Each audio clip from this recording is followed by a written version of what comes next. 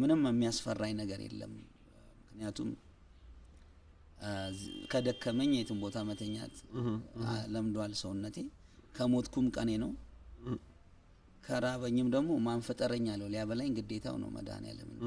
ምንም የሚያፎካክረኝ ካንዱ አነስኩ በለጥኩ የሚያስብለኝ ነገር ስለሌለ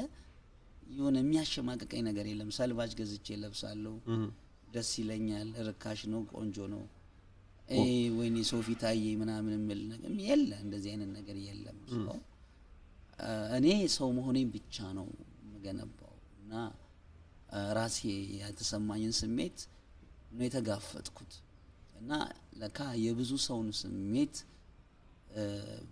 በጊዜ ብዛት ተሸክሜው መጥቼ አስረከብኩኝና እግዚአብሔር ይመስገን በጣም ደስ ይለኛል ኔቨር ጊቭ አፕ በቃ ተስፋ መቁረጥ አያስፈልግም በዛ ሂደት ውስጥ ደግሞ ማመስገን አለብህ ለምን ህይወት ማለት ፕሮሰስ ነው ያ ሂደት ነው ህይወት እንጂ ያሰብኩት ነገር ካልሆነ ብለ ያብለ በቃ ግግም የምትል ከሆነ አሁንንም አትኖርም ያም ነገር ሊሆን ላይሆን ይችላል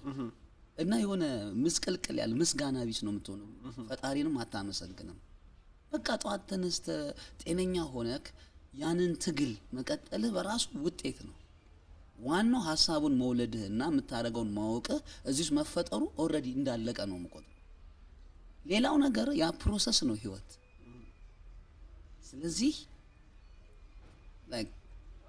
አንዷ ሞባይል ጠፋባት ነው ወይ እድለኛ ነሽ አልኳት እንዴ ያናድዳል ስለዚህ ለሚቀጥለው አይጠፋባትም ትጠነቀቃለች በቃ ተማረችበት እና የሆነ እኔ አሁን ሄጄ ቢቆረጥ እኔ ሳለቀስ አልኖርም ስለተቆረጠው በሚቀጥለው እንዴት ነው የምቀጥለው ስለሚቀጥለው ህይወት ነው የምሄደው